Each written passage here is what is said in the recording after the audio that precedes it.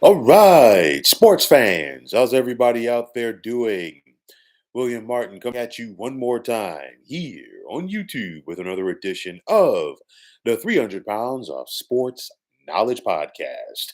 We are winding down here in the regular season of college football, and with each passing Saturday, the race for the college football playoff intensifies.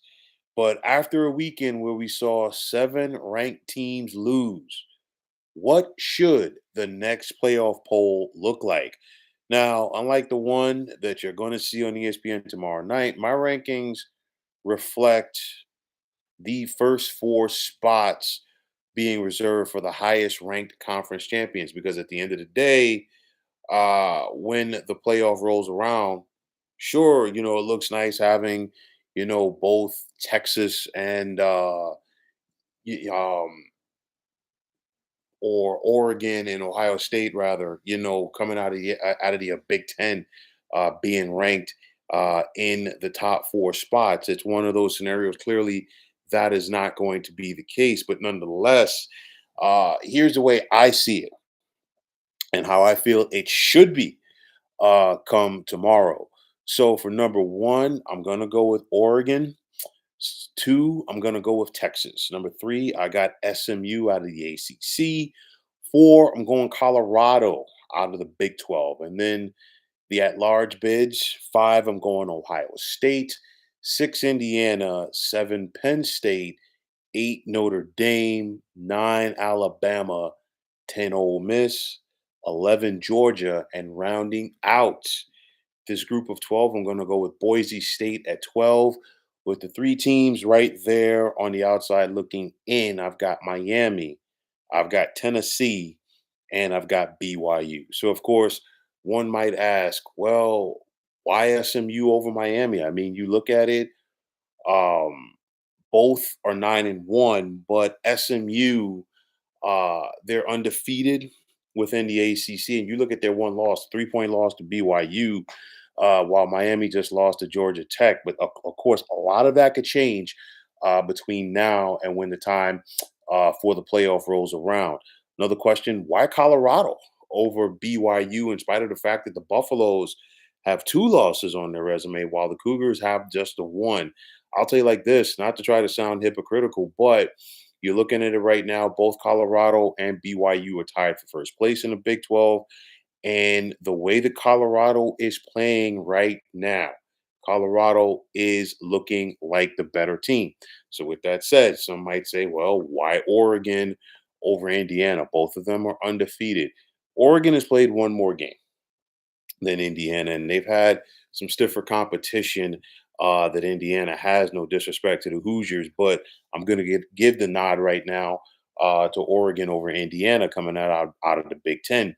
Another question: will Tennessee be able to recover from their loss to Georgia? And of course, basically, Tennessee and Georgia swapped, and for I really do think Tennessee might be on the outside looking in of these rankings tomorrow night. But nonetheless, you look at the jumble right now that is the SEC because you've got Texas and Texas A&M both there with one loss. Georgia has two losses; they're 6-2 in the conference. Tennessee has two losses; they're 5-2 in the conference. Alabama has two losses, and so does Ole Miss. So here's the scenario because you're probably at the very best going to get a two-loss team into the SEC championship game. Why? Because the two top teams in the SEC right now that both only have one loss, we're talking about Texas and Texas A&M. They play each other to finish the regular season, which means somebody there is going to get knocked down a peg. But you're looking at that two-loss pack that's right behind both Texas and Texas A&M. You've got Georgia, who just beat Tennessee. Okay, but then Georgia lost to Alabama. Tennessee beat Alabama, and then Ole Miss beat Georgia. So it's one of those where it is a good old fashioned jumble. BYU looking to get back on track after their loss to Kansas. And I mean, I'm not going to say as a trap game because Kansas, as a team, I know your record says what you are, but Kansas should be a lot better than what they are right now. And I mean, they just knocked off BYU in Provo on Saturday. And guess what? Colorado better be ready for that contest in Kansas City this Saturday. You look at the ACC, and you got a three-team battle right there right now between SMU, Clemson, and Miami. And of course, one of these teams is going to be on the outside looking in as far as getting to Charlotte for the ACC championship game. Clemson has finished their regular season conference schedule in the ACC. They went 7-1. Okay, you've got SMU that they're one of the newcomers to the Atlantic Coast Conference. And I don't think anybody saw this coming outside of the Dallas area. But I'll tell you like this, SMU, they've been a feel good story so far this season. Let's see how they finish. They've got Virginia and Cal, and that Virginia game could be tough for the Mustangs. From Miami, they've had the week off. After suffering their first loss of the season to Georgia Tech, they've still got Wake and Syracuse as they look to finish out strong and potentially get to the ACC championship game. You look at BYU, Colorado, Arizona, and Arizona State. Pardon me, Arizona State and Iowa State. Excuse me. They are all in the mix to still win the Big 12 conference. You look at it. Both Colorado and BYU have one loss apiece within the Big 12, while Arizona State and Iowa State both have two losses. And here's another tidbit to keep an eye on. Arizona State host BYU this Saturday. So that's basically going to be a de facto play out game because I don't see the Big 12 getting multiple at large bids for the playoff. You look at the Big 10 right now, and it's clearly Oregon, Ohio State, Indiana, and Penn State in the mix. Those are the top four teams right now.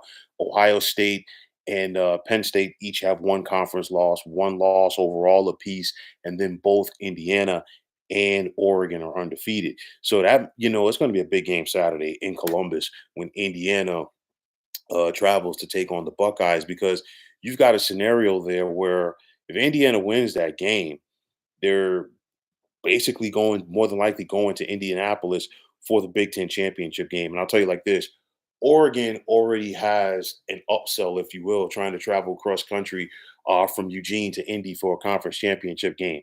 Having the Hoosiers in their own backyard at Lucas Oil Stadium, I guarantee you that would be a road game for Oregon. But nonetheless, um, if Ohio State wins that game, okay, if they win Saturday and then they've got to beat Michigan, they're going to get to Indianapolis for what more than likely is going to be a rematch with Oregon.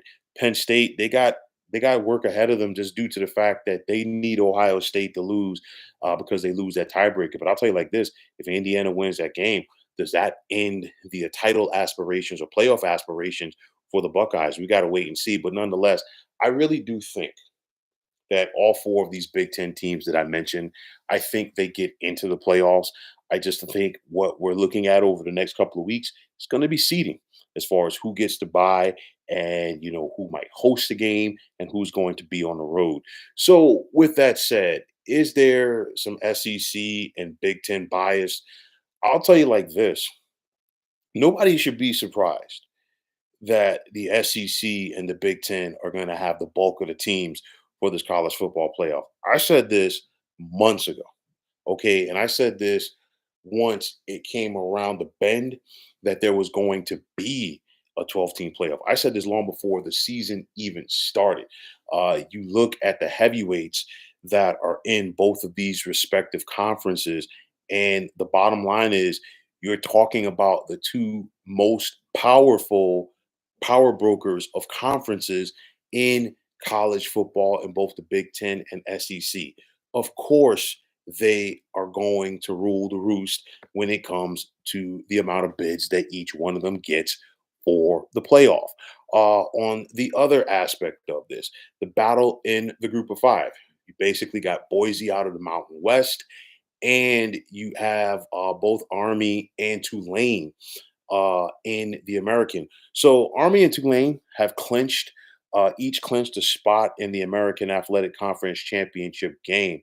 For Army, they still got one more conference game, Navy, and then they still take on Notre Dame. That's going to be a big game at Yankee Stadium uh, this Saturday night. But nonetheless, could we see a scenario where one of them gets past Boise? Of course, Boise is ahead of both Army and Tulane in the conference rankings right now. Boise still has some work ahead of them. The Mountain West has been very competitive, as to be expected. And the Broncos might have to clash with either UNLV again or Colorado State in the Mountain West championship game. So there's a lot on the line right there. And looking ahead to this weekend, you got some notable games to keep an eye on. I talked about Indiana and Ohio State. That is going to be a big one in Columbus. SMU and Virginia. Virginia has been playing some better football this year. Very competitive team. The Mustangs got to travel to Charlottesville for that one. They cannot overlook the Cavaliers. I talked about BYU traveling to Tempe to take on Arizona State. The Sun Devils have really been a competitive team in their first year in the Big 12. Colorado taking on Kansas in Kansas City at Arrowhead. That's a game right there. Things have been coming together for Colorado. And like I said, they cannot overlook these Jayhawks. And then, of course, Army and Notre Dame at Yankee Stadium. And Notre Dame is another factor here. Of course, a lot of these teams from the power conferences would love to see Notre Dame lose to either Army or USC. Why? Because that would open up another slot right there. But ever since the loss to Northern Illinois by the Fighting Irish, they've been playing like gangbusters. Okay, they've got their foot on the throttle, and they know that they need to win all of the games that they can. I'll tell you like this though: the fact that Army is ranked right now would help Notre Dame if they win that contest. Of course, it was expected that they were going to face a ranked Florida State team when the season began. That clearly did not happen. It was expected that, they could be facing a ranked USC team to finish the season in LA at the Coliseum. That's not going to happen. So if you are Notre Dame getting all of the ranked wins that you possibly can, and maybe in a dominating fashion, would definitely help to solidify your spot for the college football playoff, especially being that the Fighting Irish do not have the benefit of a conference championship game. But at the end of the day, okay, this is how I see the playoff and what I feel it should be. And I know that people were beefing, from last week's official rankings. At the end of the day, you know what? You still got time in the regular season. And this is why you go out there and play the games. Like I said before, look at how many ranked teams lost this past weekend alone. And I guarantee you, there's going to be more losses between now and the end of the regular season. And there's going to be more upsets in conference championship weekend. That's the name of the game. That's why you go out there and play the game. It's not done on paper. So for people to be frustrated, you know what? These things always find a way to play out on the field of battle where it matters. And at the end of the day, I guarantee you, just like I said it when the decision was made to expand to 12 teams, if we, before the BCS, when there was a champion that was announced, there was always a second team that had a gripe. Okay. You think back to 94 when both Penn State and Nebraska went undefeated. Same thing in 97 when Michigan and Nebraska went undefeated. When you had the BCS, there was always that third team that had a gripe as far as not being in the BCS. And I think back, of course, to 2004 when Auburn went undefeated in the SEC and they were left out, of course. Very interesting scenario that year where where all USC, Oklahoma, and Auburn all went undefeated. Then, of course, getting to the 14 college football playoff era, there was always that 15 that had the gripe. Now we're at a field of 12, and I guarantee you there's going to be a 13 team that has a gripe. And when it goes to 14 teams soon, there's going to be a 15 team. Doesn't matter how much you expand this thing, there's always going to be somebody that has a gripe. But at the end of the day, the bottom line is you go out there, you take care of your business. You don't have to worry about these things. Like I said, we've got a couple of more weeks in the regular season. We've got conference championship weekend as well. These things are going to play out, and the 12 most deserving teams will have an opportunity to get to the playoff and be crowned national champions. But, folks, that is going to wrap it up. And as always, I want to take this time out to thank all of you for tuning into the 300 Pounds of Sports Knowledge podcast here on YouTube. I want to take this time out to thank all of you fine folks out there for tuning in. And if you have not already, please feel free to subscribe to this channel. Now, if you're on the X, formerly known as Twitter, please feel free to follow me at 300 Pounds of Sports. And like I always say, if you follow me, it will be my pleasure to follow you right back. There's also the sports discussion group on Facebook at the Sports Depot 365. Now you can check it out. Drop a line and be a part of one of the better sports debating sites going on social media. So once again, fine folks, my name is William Martin, and I am signing off. And I'm saying take care and have yourselves a wonderful day.